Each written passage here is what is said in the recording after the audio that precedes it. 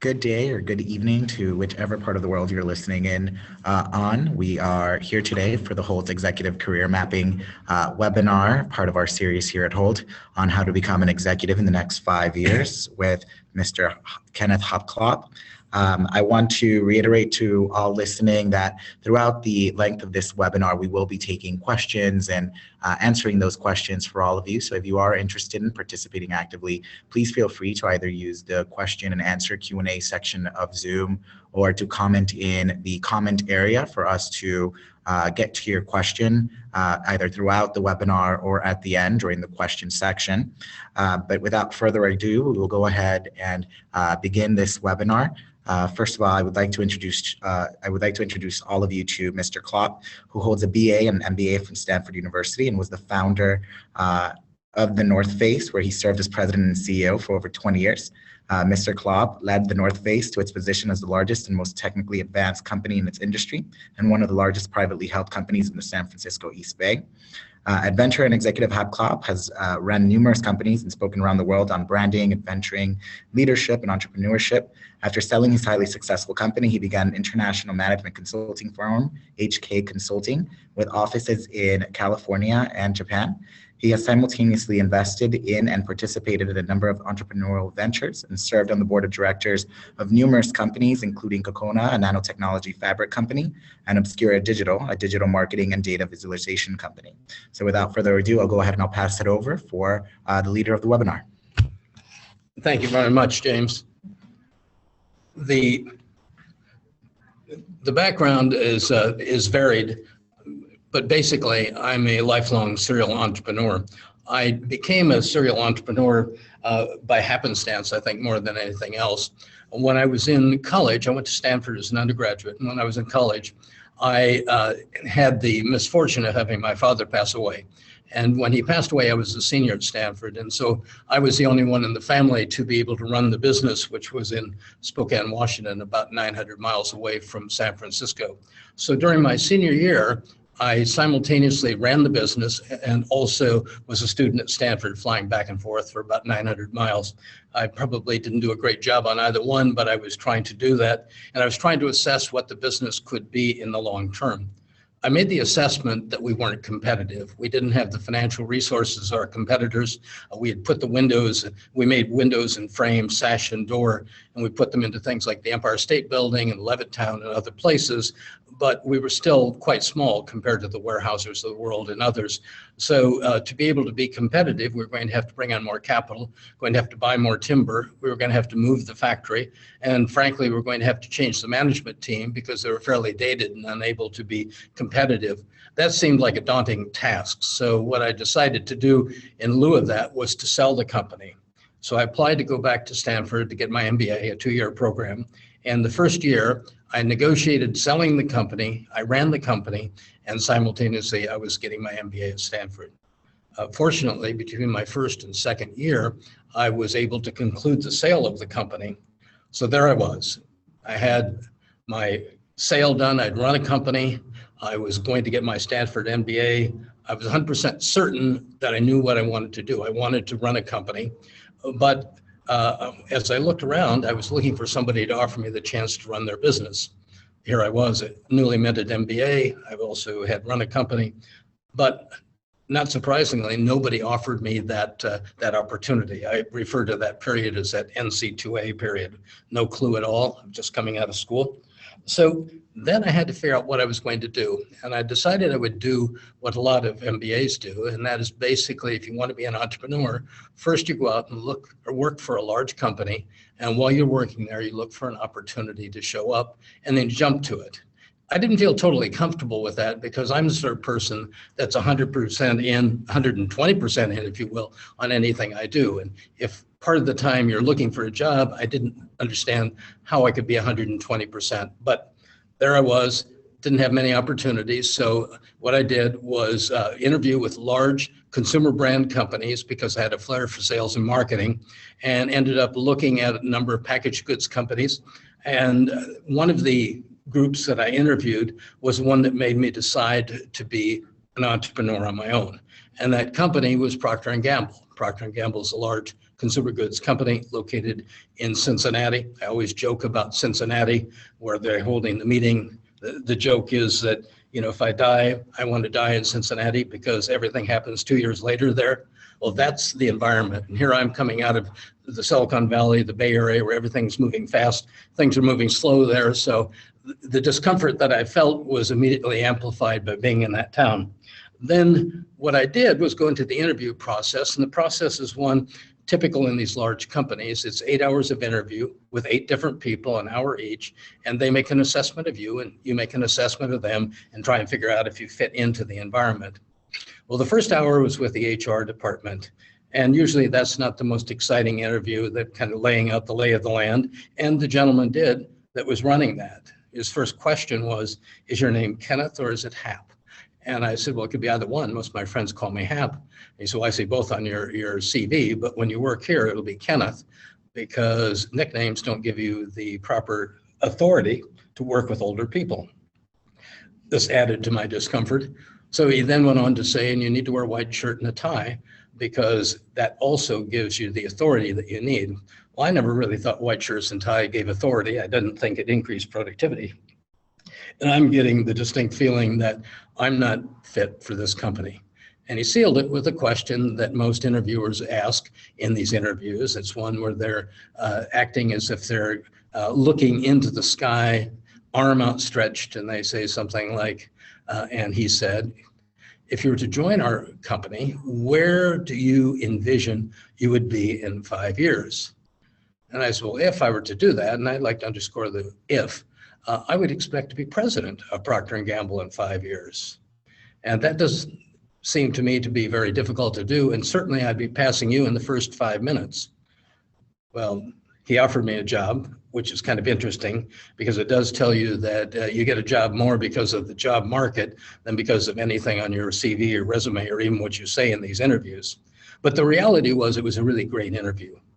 I make light of it now, I joke about it, but what he was doing was telling me about the environment at a large company, and particularly his company, but also overall companies. And as I went through the day, I talked to a number of other people, and I just realized I was out of sync with that. I had a lot of idiosyncratic ideas. Maybe it was hubris of being just out of school, maybe it was being young, maybe it was being in Silicon Valley, but I believed in a triple bottom line business at a time when most people were focused on just making profits. I agreed with making profits, but I also thought there should be some social responsibility. Also thought that there should be environmental responsibility. And all of those should be equal in terms of how you build your business. I didn't understand why women were paid half of what men were. I didn't understand why there was an attitude against gay and lesbian and transgender. If they were the best employees, why not hire them? But I saw in a large company those things existed. I didn't like those. I didn't want to be part of it. And when I decided that I was going to go off and run my own business, one of the joys of it, one of the exciting things about it was I could set the standards up the way I liked. In terms of environment, I always loved the wilderness. That's part of how I got into founding the North Face. That's what I did. In Spokane, Washington, there aren't a lot of activities to do other than go out of doors. So I was actually an end consumer and I knew what was there. But I also knew at the part of it that going to the wilderness is really part of how you preserve the world. And the environment is really critical. Well, people didn't care much about it then. Things like sustainability didn't exist. When I did the North Face, we did a lifelong warranty. Accountants thought it was crazy. But what I said is most environmental product is one that never fails. Not even one that's recycled materials, it's one that never fails, and we will back it with 100% warranty. So we did things like that. We incorporated the triple bottom line philosophy, and I had to go off and start my own company. Well, I chose to do it basically in the outdoor business because it was one of the things that I knew. I was a consumer. Many of my friends were users of the product. We knew what made a good product and what didn't. And so that was the basis on which we founded the North Face. And I ran it for 20 years. It was a great opportunity. 11 of the people that worked with me ended up running companies in the sports and outdoor business. We felt that we were part of training them because nobody came in there with a business degree, but they ended up doing that. But it was a wonderful time. It was a lot slower than it is now. So we had time to organically develop all of our team. In today's world, that's not so easy to do. And today's world, there's an exponential rate of change of society, an increasing rate of change. 95% of all patents ever issued were issued in the last 5 years, and that rate of acceleration is continuing. So the pace is quicker. The opportunities are larger, but they're many. The opportunity to fail is as good as the opportunity to succeed. I've written some books, and I also serve on boards, as James was talking about. 2 of the books I've written, one is called Conquering the North Face, which is a story about success with parables and stories from my days at North Face. The other one I wrote more recently, it's up on the screen right now, it's called Almost. It's about a company that failed in Silicon Valley. It was a company making portable mobile power that could be insinuated into consumer goods, starting with jackets where it provided heat and cooling on demand, also provided power to run and charge all the mobile devices you have. We were starting out with lithium ion. We were going to go to fuel cells, which had even greater energy density. That was a long-term roadmap. But because of a number of things that happened inside the company, and I'll leave it to read the book to find out about it, the company failed. But failure here in Silicon Valley is not the same as it is in the rest of the world. And one of the reasons that I would argue that you have so many great successes in Silicon Valley is it's okay to fail here. You can still get funded. People don't look down on you if you've learned about it. So think about people like Steve Jobs. He was kicked out of Apple before they brought him back. He went out and formed Pixar, formed Next, and then he went back to Apple, and by that time he learned how to play well with others. And even though he had an irascible personality, he knew how to build a team and develop it when he came back. You take Mark Andreessen. He started Netscape, but he ended up getting kicked out because they spent all of their money fighting Microsoft on a large patent issue. And what you learn from that is it's not how good your patents are, because they actually eventually won, but it's how big your budget is and who's going to win that. You look at a guy like Matt Levitin. He, Elon Musk, and Peter Thiel all founded the company PayPal, but they grow so fast that they didn't have money. So great people like that are. Musk is the founder of Tesla, founder of SpaceX. Peter Thiel is a legendary writer and investor. Max Levitin is now running Yelp. All of these people have failure in their background, but the secret sauce of Silicon Valley, and what's great about entrepreneurship here and in the Valley, is that you can still get funded, you can still find it with bankers, everything is good if you've learned from it. In fact, I know some venture capitalists who will not invest in a company unless they actually see some people who have failed. Why? Because now everything is scaling very quickly. 50% of all of the unicorns that exist in the world really, in 2 years ago, were in the Silicon Valley area. And when you're going for this huge growth, what you do is exponentially increase the probability of failure. If you're not afraid of failure, you can shoot for the stars. They call it a moonshot to be able to move forward. So now we come back, that's my background, and they say, how can you be an executive in 5 years? Well, I became an executive in 1 year or less than that because I couldn't work for anybody else, but there's probably a better path to get there, and that's what we're kind of talking about. And that is, if you are not going to start your own enterprise, and I would encourage you to think about it, but if you're not going to start that, then how do you move into the executive suite? Well, I'm a big advocate of basically setting up the right path to get there. Part of that right path is to do things like having an MBA. Part of the right path is to be able to be visible inside a company. Part of it is to take the right positions inside the company. As you can see, the statistics we're showing, 32% of the people are going to be CFOs. I'm not 100% sure that's the best route, because usually CFOs are really great at financially managing the company, but they may not be as great at building the company. And to give you one example, I'll take the company Microsoft. Microsoft was started by Bill Gates, and it did a fantastic job. He turned the reins over to Steve Ballmer. Ballmer did what accountants would say was fantastic work.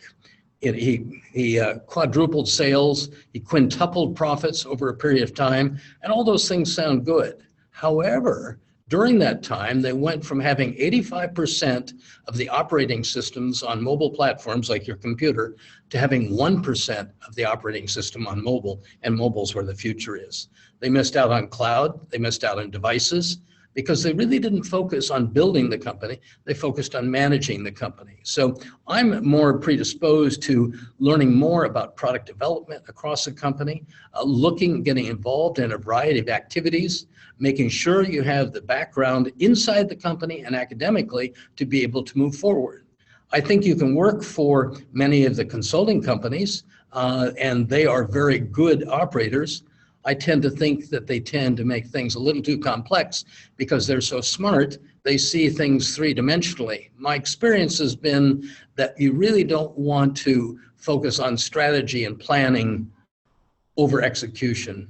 Execution almost always wins. So what you need is the brilliance of McKinsey, the brilliance of Accenture, the brilliance of being an MBA, but couple that with real world experience and couple that with working in a variety of aspects of the company as you advance and go forward, and also across your experiences. I'm an advocate of getting an MBA, not just because I got one, but also in today's world, you're going to constantly have to reinvent yourself. I saw a statistic the other day that said in the year 2030, 74% of all the jobs that existed in 2010 will be gone. Not because of immigrants, not because of people taking jobs away. Automation is going to take those jobs away. And the only way to respond to that is by constantly improving the knowledge, the data that you have. You're going to have to go back to school again. I hate to tell you this, but it isn't just the MBA. There's going to have to be ongoing education because new ideas are springing up all the time. But having the MBA gives you the platform to actually look at things and look at a variety of businesses in different ways. And oftentimes it allows you to come up with brilliant ideas. I believe that all of the great ideas actually show up in the valleys between disciplines. And an MBA cuts across those things, as does a product manager in a business itself. Oftentimes, if you are locked into something, whether it's finance, or it could be sales, or it could be, you name it, manufacturing, if you get so good at doing your job, you have two problems. One is that you're only looking at it through a certain lens, and you don't look at it from a holistic view. And secondarily, you may make yourself irreplaceable, so nobody will ever advance you ahead of that. If you're in a job right now, and that's one of the problems, coming back to get an executive MBA program is a good way to broaden your view and have people recognize that you have a broadened view so that they will allow you to move up the ladder and won't keep you siloed in what your initial discipline was as you go forward. But I believe in education. Knowledge economy is what we're in right now. It's different than the bricks and mortar economy. The knowledge economy is predicated on the learning you can get in school. It may not be fair to those people that don't have the opportunity to do it, but it's just a fact of life, and it happens to be the case. We talk about the world changing, but business schools aren't. The world is changing in so many dramatic ways that you can't think of it. Just look at the businesses that have been obsolete. We talk about companies having the Kodak moment. Kodak was a great company. In 1998, it had 170,000 employees doing all the photo work, all the photo processing in the world. They are bankrupt today. All 170,000 jobs are gone. The reason is digital photography. You know who had the first patents on digital photography? It was Kodak. They didn't want to obsolete themselves. They didn't want to cannibalize themselves. So they focused on their existing business, and suddenly one day they woke up and everybody's phone was taking pictures. The same thing's happening to taxi drivers. They may not think that they're part of the knowledge economy, but when Uber stepped out, they were. And suddenly Uber is making taxis obsolete. But it doesn't stop there, because you know what's going to make Uber change? Autonomous cars. And Uber drivers are not going to be needed later on. And I was telling people here that I was just in Austria last week giving a presentation, and they kept saying, well, we're in Innsbruck, we're really isolated from the rest of the world. It'd be nice to do what you're doing, but why do we need to think about IT? Why do we need to think about computers to be able to run our guest houses and the invitation? And my answer is simply, have you ever seen Airbnb? Airbnb will replace them on what they're doing and will offer many of the systems. There's been tests done recently with IBM Watson. Watson was the original thing developed by IBM where they played chess against the grandmasters and finally the computer beat them. Well, they didn't stop there. Watson has now been tested both in clinical diagnosis for doctors and also used in law office. And you probably wouldn't be surprised if I told you that the diagnostics of a computer on things like lung cancer and other cancers is 20 points, not 20%, 20 points higher than the best doctors that exist in the world. Why does that happen? The one is the computer has all the knowledge in the world. Every doctor is limited in what they can study. They have to spend some time practicing. Also, the computer is always up to date to the very minute. Doctors are only as good as the last seminar they went to. So white-collar jobs are being eliminated by automation. Things like Internet of Things, Internet of Everything, if you will, the idea of computer knowledge, the idea of AI, the idea of VR, all of that's coming along. You have to have a school that understands it. You also have to have a school that understands that the world is changing to a global format. As much as the populist movement would like to push it back, Brexit, our own president here in the US, the reality is everything's being integrated. Phones are global. Everybody's in touch with everybody else. You can't get away from it. And you have to understand that every business in the future is going to be global. An exciting thing about working at Hult is by its very nature, by the way it's been developed, it is global. The student body is global. You have campuses, and the campuses are in Dubai, in London, in Boston, San Francisco, Shanghai. And students can move from campus to campus. Teachers can move from campus to campus. But in addition to that, the students come from all over. And when they come to this campus here in San Francisco, right now we have 109 different countries represented out of 900 students. The result of it, it's a global community, and that's going to be the community of the future. And that's really going to be what you need to find to be successful. So getting an MBA in an environment like it's presented at Hult, from my perspective, and remember I'm a professor here, so I've probably been drinking the Kool-Aid, but when you're here, you are automatically part of the global community. You're setting up contacts around the world. Hult has 17,000 graduates scattered around the globe. If you ever want to go to a place and develop business, you probably knew somebody in your class from that country. You may have known 10 or 20 people. Those are tools you can use to leverage. Frankly, part of my MBA that I got was the contacts I had and the ability to develop beyond that and be able to go forward. But the question that a lot of people ask me, and I pull this up, is, okay, but how do I get into middle management? How do I get recognized? I get in these large companies. Some of you may be in the companies, some of you may be thinking about it. How do you get out and recognized as somebody different? I always argue about the fact that you have to develop your personal brand. Think of branding just as you would do for a company, but think about it for yourself. You have to be recognized. If you look at the world today as a brand of a company, there's 500,000 registered brand names in the world. There's 700,000 ads every year that people see in the Western world. That could be on your computer, that could be in a newspaper, a magazine, a billboard, on and on and on. We don't tune many of them in, and therein lies the problem. How do you differentiate to rise above the crowd, to be recognized? The picture is exactly the same as an individual. How do you, inside the company, differentiate yourself enough to be recognized so that people see what you're doing, so that you can move up the ladder, move up to the C-suite as you move along? There's a couple easy ways to do it. One is just to make sure you volunteer to do a lot of things. I talk about one of my friends, a young guy that I mentored. He's fabulous. He actually ended up being the person who introduced the concepts of ETFs into economic and trading for investment banks. When he first joined a bank back in New York, he had the problem of how did he rise above that. What he did was he happened to love golf, and he saw that one of the managing partners was running an annual golf tournament every year. So he volunteered to run the golf tournament for this managing partner.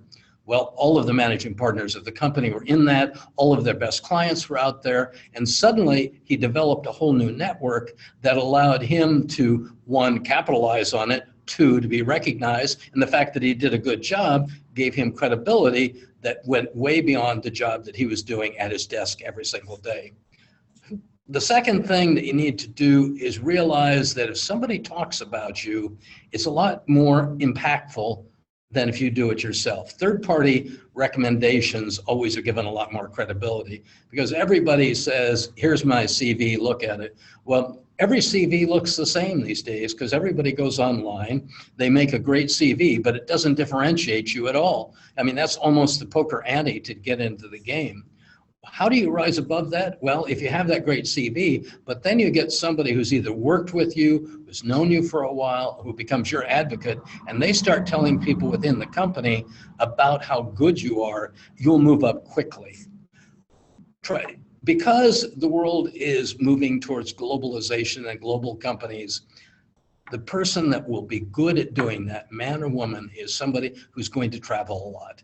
And when you're starting out early, that's expected of you.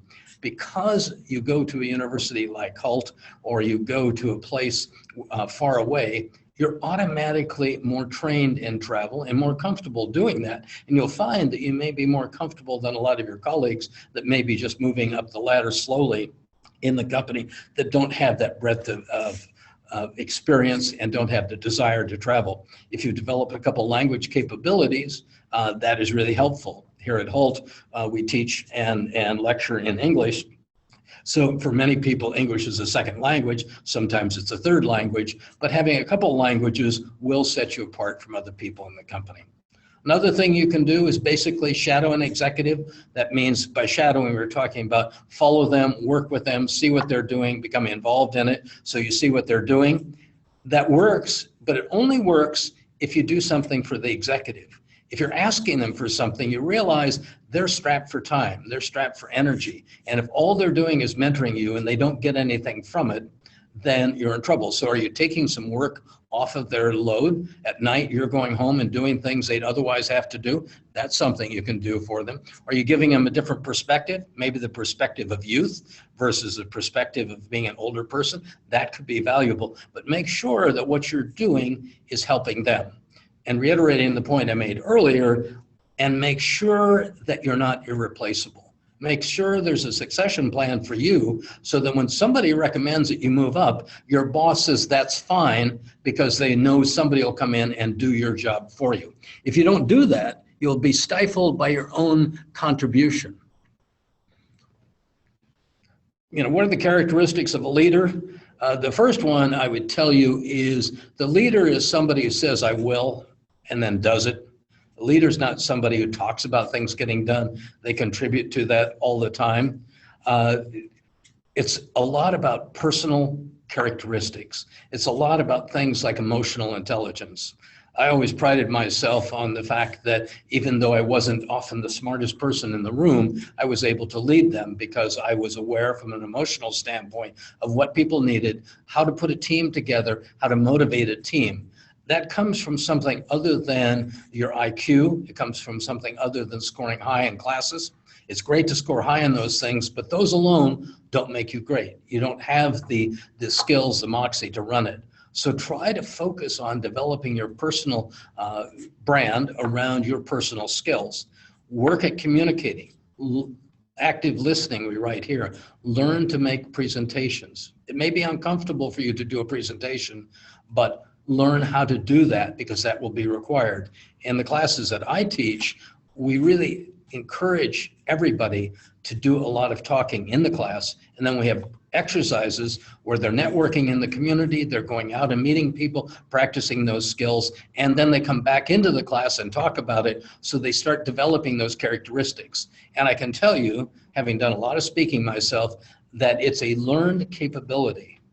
It is something that people shy away from and they say, I can't do. The more you do, the easier it becomes, and that becomes a real attribute. And believe me, you will be asked to do that as you get into these larger companies and move forward.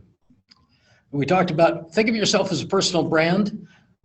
When I'm trying to help a company brand, I usually ask the company to take the 3 words, start out with 100 maybe, but get it down to 3 that really represent the DNA of the company. In the case of North Face, it was things like quality, it was disruption, it was about bringing the customer back, it was about a triple bottom line.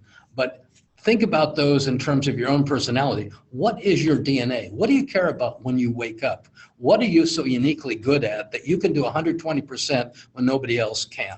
That is what you should develop your brand around. And then what you do is develop stories about that others will tell about you, and it will be shared. So you don't have to tell it all the time. You can add to that by going to conferences and seminars. When you go there, you should have a couple of things in mind. One is that you want to develop some knowledge and skills. The other one is you want to increase your network, because networking is key. Again, that's one of the things when you're going after an MBA you can do. Be sure to audit your online presence. It's not an issue with old people like myself because we didn't have that problem, but go out. If you haven't already gone out to see what shows up when you put your name online, or when you look at Twitter, or when you look at Facebook, none of you probably do Facebook any longer, but the reality is those things last forever. And immediately when somebody's going to advance you to a job, hire you, or do something else, they're going to do that look across social media. And if you don't come out looking good, you just won't hear about it. You won't get the job. Associate with other strong brands. By that, I mean, there's certain people that are on the fast track inside a business. It's very obvious when you're there. What you want to do is be there. It's who you hang with that people will think of you. And so don't hang out with the people who are bitching and complaining all the time, because there's always the opportunity in a business, but frankly, those aren't the people who are going to be the powerful ones in the company. You want to be around the people who are the movers and shakers, and people will see you being around those, and they're going to put this halo, this umbrella over you that is similar to them. As I said, you've got to constantly reinvent yourself. Every business is going to have their Uber moment. Many businesses will fail. It's okay if you fail. It's okay. It's going to be expected because so many businesses are going to fail. Just learn from it. Phrase it in such a way that it doesn't sound like, oh my God, it's the end of the world. I failed. I'm not going anywhere. And if you can, find yourself in the knowledge economy where that's really embraced. You know, I've worked in New Zealand, I've worked in Scotland, I've worked in Ireland and Norway, and all of those countries, it's a real challenge to fail. So people don't strive for great breakthroughs. They don't strive to be a unicorn. The private companies that are $1 billion company when in valuation, what they strive to do is increase sales and earnings 5% a year, because that way they won't fail. But here, the mentality, Silicon Valley mentality is, shoot for the moon. If we don't make it's okay. I know we can get jobs. I know we can move elsewhere, because people prize the knowledge that you learn from failure. Now, there's other ways to get known out there. One of them is to get known by some of the headhunting firms, as they're known out there. Get to know them personally. Now, the ones that are listed here are really quite well known, and they're quite large, and it may be hard, frankly, to find somebody at the top level of them, but you can find your way into it. They're constantly looking for people. You tend to go in and maybe hat in hand and think, well, they don't care about me. Think what their job is. Their job is to put a series of people in front of each of their companies. They have the reverse issue, which is they have no inventory if you're not there. You're part of their inventory. Now make it interesting, make sure that you have something there. Also, if you have a specific area of interest that you want to focus on, you might go to some of the smaller firms. Here in the Bay Area, there's a lot of companies that just focused on IT placement, computer program, computer science, or whatever, and they get some of those plum jobs. So if that happens to be your interest, or if you happen to have a more specialized interest, you could do something like operations planning, then go to those companies. But recognizing that these people will provide third-party validation and recommendations for you that will be stronger than your own. And what you're trying to do is somehow get people to recognize you. If you're thrown into a group with 4 or 5 other great people, you're thought about in the same basic way. So we're going to go to questions right now. We've got that, and I would love to take some of them. I think my colleagues here will help read some of that to me, and then I'll see if I can answer them.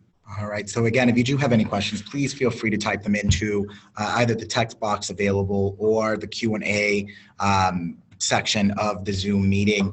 For the first question here, in your point of view, Hap, what are some knowledge-based jobs requiring skill sets that won't be replaced by automation or automated intelligence in the future? Well, I mean, you can work at a fast food franchise. That won't be automated. I don't know that that's going to be particularly intellectually rewarding.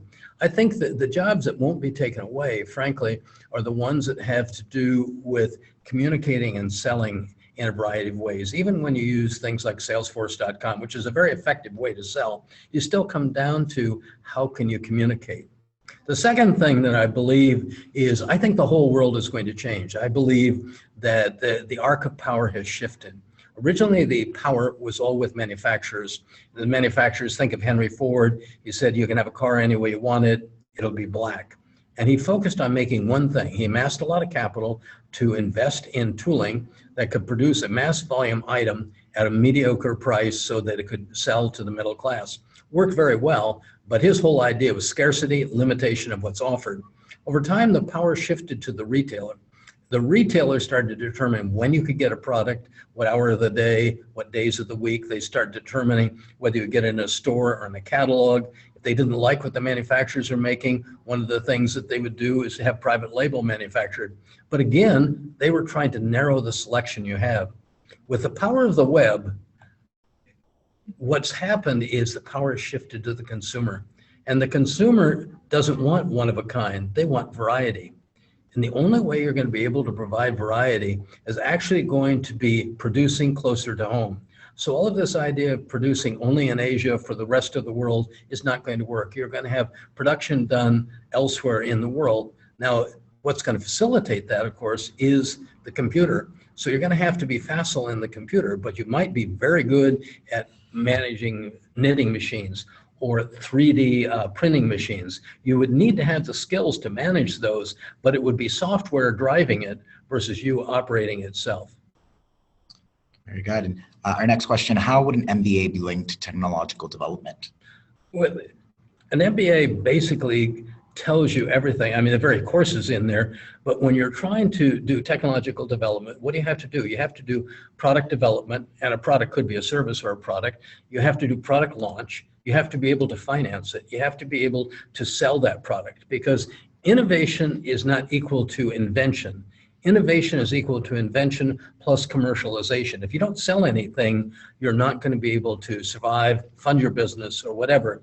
So what you have to have is the ability and skills to combine all that technology with the commercialization. The MBA is geared toward providing those skills and also making you aware and sensitive to how those all interrelate. Very good. I have an interesting question here for you. What would you be doing if you were 23 again and just graduated college? What would your ideal first position be? Well, I'd be drinking beer, a lot more beer than I drink now. I drink more wine now and a little scotch here and there. But the reality is, if I was doing 23, I would do what I love. And I'd probably end up getting back in the sport business again, because a lot of my life is associated with that. I'll give you an idea. One of the things I would do, I would apply technology to it, because that's what we did at North Face. We applied technology to a commoditized field. We took materials from the Vietnam War and we applied them to general camping, and we created the backpacking business. We took aircraft aluminum and we made tent poles and pack frames. We took parachute cloth and we made sleeping bags and tents and some clothing. When Gore-Tex came along, we embraced that, and we suddenly were making great jackets out of that material with that technology. And then when tent sales slowed down, I went to a friend of mine, a philosopher genius by the name of Bucky Fuller, and Bucky, who had found geodesics, helped us innovate and develop tents. In fact, I said, would you design them? He said, no, I don't have time. I'm changing the world. But if you put a team together, I'll mentor them. And that worked. So applying technology to a commoditized field is a way to take an established business. Here's an idea, as I said. Think about a running shoe. If you had a running shoe, and put a sensor in the running shoe. And that sensor basically provides information to your wrist, your smartphone, your Fitbit, if you will, about how you're running. But it also provides information to the producer of that shoe. It talks about how much you're running, how the shoe is holding up, how it's breaking down, talk about whether you're running with pronation or not, how it's going to affect your knees. All that information goes back. The company that you bought the shoe from can then push to you an email saying it is time, or a message or a text message, it's time for a new shoe. But you can go one step further than that. you can actually develop a subscription model. If they know what that is, you start paying $50 a month and you get a new shoe whenever you need it. I might get one every 3 months because I don't run that much. James might get one every month or whatever. You could change the whole nature of the business. It'd still be around sport, but it'd be around applying technology to the sport. Very good. We have a question from someone who is asking, and I think we're getting a lot of this similar question. They're about to graduate with their bachelor's. What would you say should be next for someone in that age range? Should they work for a few years, do a specialized master's, wait a couple of years and do an MBA? What would you say a correct route in that situation be? I think it all depends on who the individual is. What amount of additional background do you have besides your B of A? Did you work in a business? Were you an entrepreneur while you were doing it? Did you come from a family company? If you have some of that background, it might be okay to move ahead and move into the MBA. But if not, if you don't have the real practical world knowledge of what that's all about, it's probably better to step out for a couple of years, get that experience, so when you come back in, the class have relevance to you. I'm not a big believer in rote memorization as a way to actually improve your skills. You see these books all the time, 7 Habits of Highly Effective People, the 4 Ps of Marketing. But if you just memorize those for the answer on a quiz, you never know how to apply them to the real world. But if you've been in the real world and you say, how do I manage people? I've got this real problem of managing people. You take a course on HR, you take a course on understanding how people operate in business and what is required there, it really is meaningful to you. So I would say that it all depends on the additional business background that you have. And if you don't have much, then I would go out and get some. If you do have a lot, then you're capable of stepping up. Of course, there's always economics associated with that too. Do you have the money and the time? Can you afford to do it? And unfortunately, that is part of the equation, but you can't dismiss that. Very good. And what is a good way to practice communication? Well, it's very simple. If you don't talk with people, you don't communicate. Try the same skills that you use in school. Try the same skills you use with your friends outside. And it's basically the art of listening. Don't always try to dominate every conversation. Listen to what people are asking. The best salespeople in the world that I've seen are actually not the people who are the loudest. Although the loudest salesman will always tell you they're great. But while they're telling you that, somebody else is making a sale to their customer. The best customer is somebody who asks probing questions. And you can do that whether you're in business or you're in life and society. Go out and find out what it is that people want. Because the real key that I can tell you to selling is not selling what you have, but it's selling what they want. And if you ask them what they want, then all you have to do is say how your service or your product satisfies that need. And there's no reason to overwhelm them. You've actually completed that. So it's being empathetic, use your emotion, don't always shut them off, don't have to overtalk people. Communication is about 2 ways. Listening to them, developing a common language, have respect for the other person, realize that they may not be as smart as you are, or they may be smarter, but we all have to get together to accommodate something. So there are a lot of people obviously trying to enter C-level positions. What is the best way or the best approach to differentiate yourself from the other people trying to get there as well? If you can do something that actually advances the company, not do something which undermines other peers. There's 2 types of people. It's not very intellectual, but I read this article in Harvard Business Review one time about the difference between the pie slicers and the pie enlargers. The pie slicers are the people who think there's a finite pie out there, and so I have to get pieces at the expense of all the people around me. So if you get something, I got to take it away from you. The pie enlargers are the people say, listen, if I come up with a new great idea, and let's think about Steve Jobs when he created things like apps. Apps didn't exist before, a huge market are out there. If you can do that, you're going to be really well respected inside your company. If you're just really skilled at the political game of taking somebody down, it comes back to haunt you because you never know who likes other people, and you can't individually do that. So you've got to focus on that. Good. And what would you say is your best formula for success personally? I'm driven. I'm passionate. People don't remember what you say. Speakers are told when you speak, they only remember 1/3 of what you're saying. So what you do is you tell them what you're going to tell them. You tell them what you telling, and then you tell them what you told them. If you tell them 3 times, you're almost at 100%. What I believe is more effective than that is just be passionate about what you're doing. And when you walk out of the room, passion is what's speaking, and that's what people remember. They know how committed you are to getting there. Because being a leader, people want to know that you're going to be there all the time for them. And if you really care about something and they do that, then they don't have to worry about where you're coming from. The other one is you got to be consistent. You can't be one thing one day and one thing the next day because they start doubting you. And so I'm doggedly consistent, maybe sometimes one would say not very creative because I'm not coming up with new ideas all the time. I've got a lot of ideas in my mind, but if I keep doing things in different ways and don't bring other people along, they start doubting me or doubting what I said the objective was. And when you have to pivot because the environment changes, whatever, pivot as a group, not as an individual. Bring people together and say, we didn't realize this competitor was coming out. They've created a product that's equal to ours, but they got to the market earlier. We are going to have to, as a group, do something dramatic. Very good. And which do you think plays a greater role in becoming a successful manager, intelligence and expertise or the personality? I don't think you can have one without the other if you really want to be a great leader. But most people study in school and they become really good functionally at their job. They know how to do that. They have all the latest tools. They have all the latest ideas, but they forget they've got to be part of a team. And when you're part of a team, you have to have those emotional skills to bring people together. In a company, unless you're a company of one, and there are very few very successful companies of one, you have to all get to the finish line at the same time. It's like being on an airplane.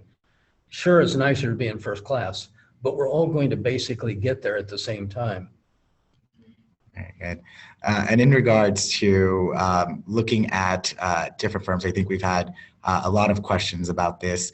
Would you say it's necessary nowadays to learn big data or business analytics and computer skills such as coding and things like that? Or do you think just having a general MBA is enough? Well, a general MBA can bring those other things in. I basically think coding is a bus driver of our era. It's overpaid right now. It's needed, but it's overpaid. Remember, with artificial intelligence, machines are going to be able to code. And when they are, that job is not alone going to be great. What you have to do is learn some of those skills. You have to appreciate some of those skills, but at the same time, you have to wrap it into the whole view of the company. Otherwise, you're not going to make it to the C-suite. What you're going to do is you're going to end up in one of the divisions. You might be there. Now, maybe that's what satisfies you. Not everybody needs to go to the C-suite. I'm not advocating that. But if you want to go to the C-suite, then you better have a bigger perspective across the company. So jobs like being a project manager is a good way to go there because you're cutting across the entire company, having the skills of an MBA cut across all the disciplines inside the company. If you are satisfied being somebody who's really good at coding and that it pays you nicely and that's what you want to do, then that's fine. But don't lament the fact that you probably aren't going to be invited to the annual meeting to talk with the rest of the shareholders. Very good.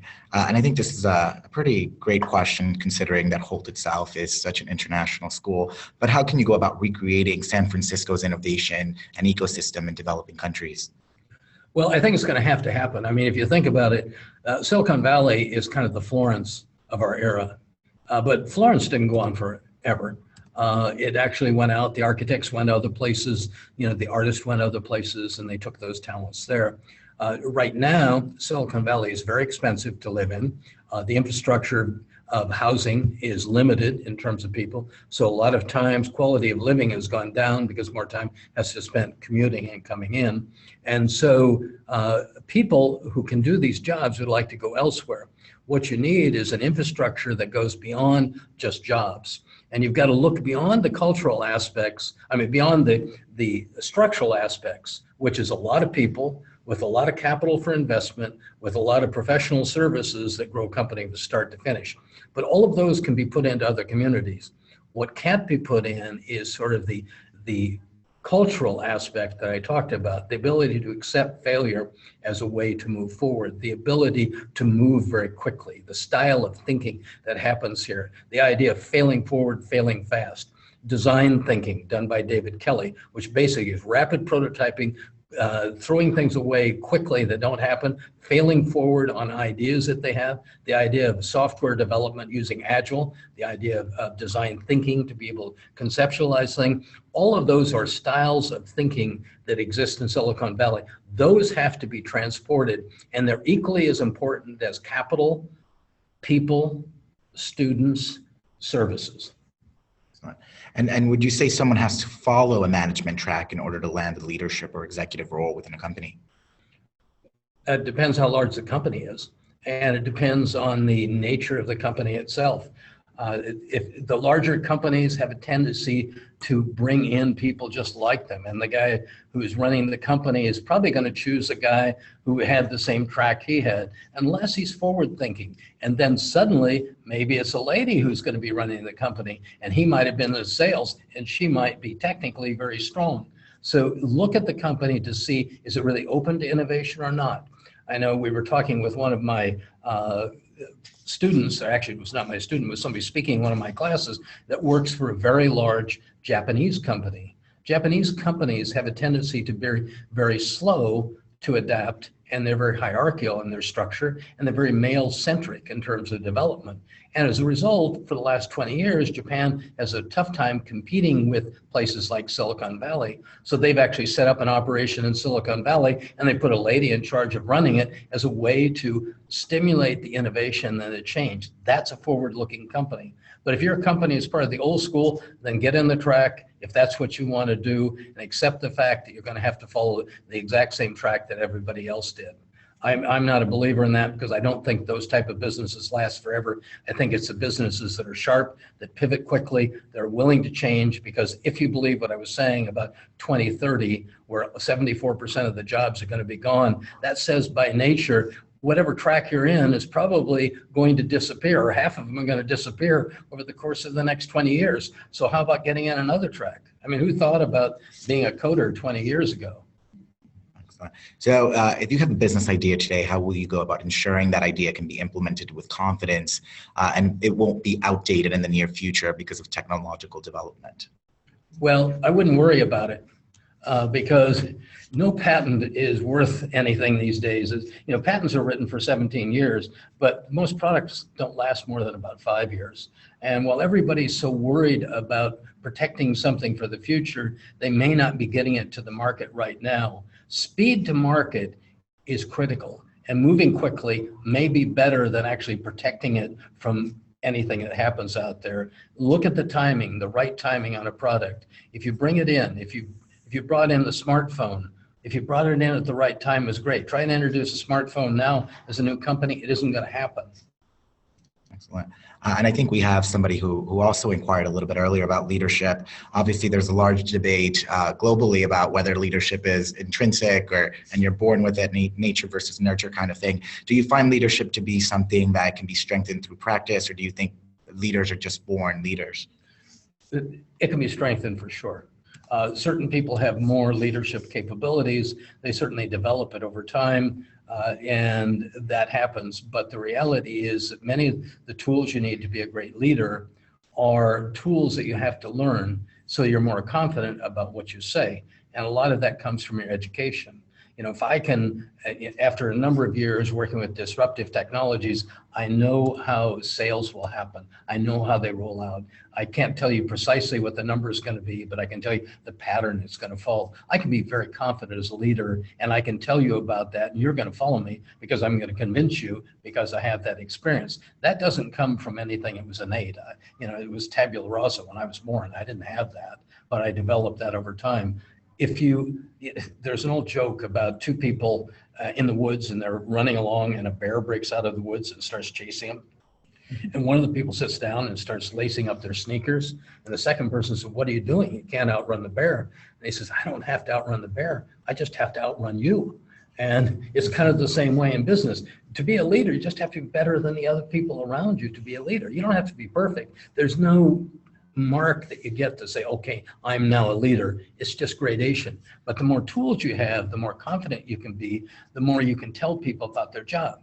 Because if you only become a leader because you've been given a title and the people underneath you realize you don't know what their job is and what they're doing, they lose respect for you. And it doesn't matter how articulate it is, doesn't matter how good your vocabulary is, frankly, it doesn't matter how many languages you speak, it will shine through that you're a fraud. Very good. And then would you recommend, and I think you might have touched this on a little bit earlier during the presentation, but would you definitely recommend living abroad for a few years in order to strengthen your business perspective and exposure, or staying at a company headquarters in order to grow within the company itself? I think you have to go abroad in today's world.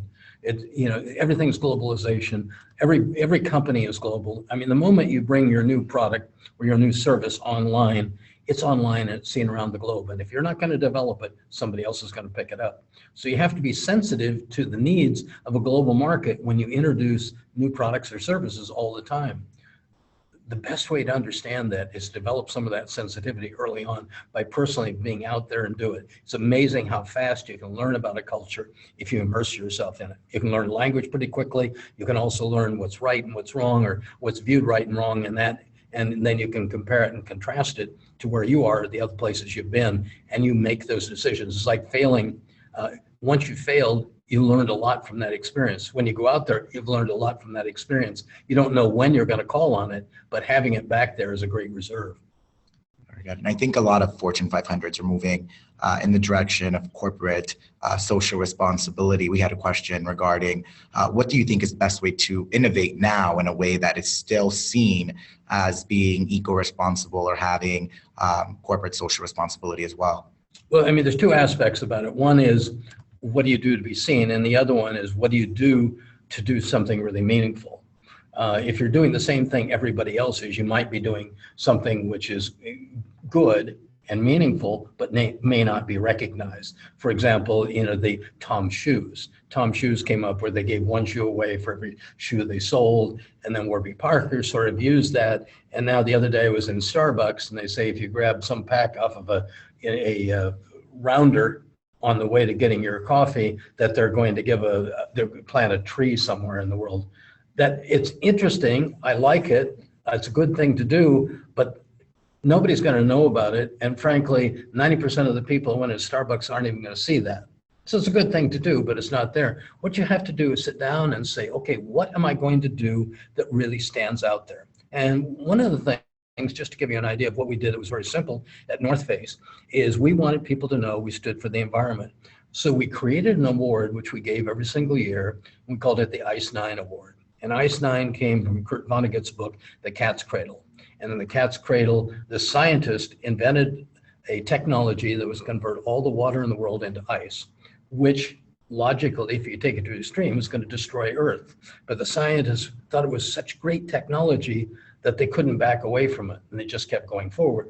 So what we did, tongue in cheek, we went out and each year gave this award through a catalog, and we went out to a different environmentally destructive organization. And one year we gave it to the US Congress as a way to do it. Of course, we get nasty letters from people, you don't know anything, you're stupid. We've created a community, but by them yelling at us and even publishing what they were saying about how stupid we were, how little we knew, and those are granola people in Berkeley, we were able to create the position that what we were doing. Now, we were trying to support the wilderness. We were giving money back to causes. We're building trails elsewhere. We developed a program. We were one of the first to put people on Mount Everest, who actually brought more trash back than when they went up there. But all of those didn't rise to the same level as the Ice 9 Award that we did. So being creative about it, frankly, if you can do it a little bit tongue in cheek and take yourself not quite so seriously, maybe sometimes people embrace that a little bit more because they don't like to be dictated to all the time. They've been hearing this from their teachers. They've been hearing it from their parents.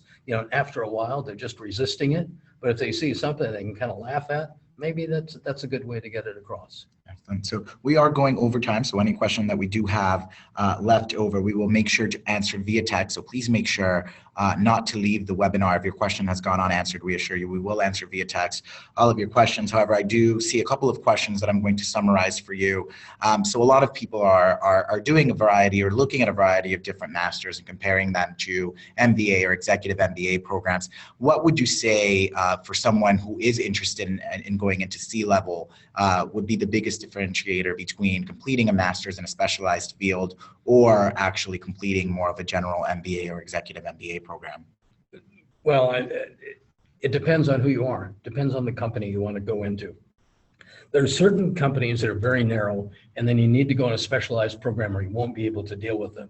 If you're trying to deal with a general company, or if you're trying to deal with a company that's constantly pivoting and moving in new direction, then an overall program is better to go to because you don't know where you're going to be down the road. What you need is the skills to deal with uncertainty.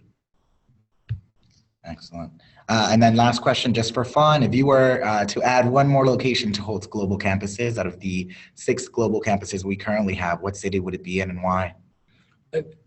Well, I'm not charged with the economic responsibility of the company, and of course economics come into it. I would go to South America because I think that's there, and then I go to Africa after that. But neither one of those has the purchasing power that you have in the Northern Hemisphere where we're located at this time. But the reality is that if you believe this arc of power that I talked about, where things are going to be distributed and production is going to be done all around the globe, then the idea of only being in these power centers isn't going to be necessary. And what you really want to do is be global. And if you're going to be global, then Hult could be more global if it was in Africa and if it was in South America. Excellent. So I just want to say thank you to everyone for joining us today for this webinar. I just want to definitely close out by letting you all know that we are, again, going to be closing all of our follow-up questions, anything that hasn't been answered via text. So if you do stay for another 5-7 minutes, if your question wasn't answered, you should be receiving a response directly for your answer. And again, we just want to thank you for joining us today for Hult's webinar. And again, Mr. Hop's book is out almost. If you're interested in reading that, it can be found on Amazon. So all the best, and we look forward to hearing from you in the future.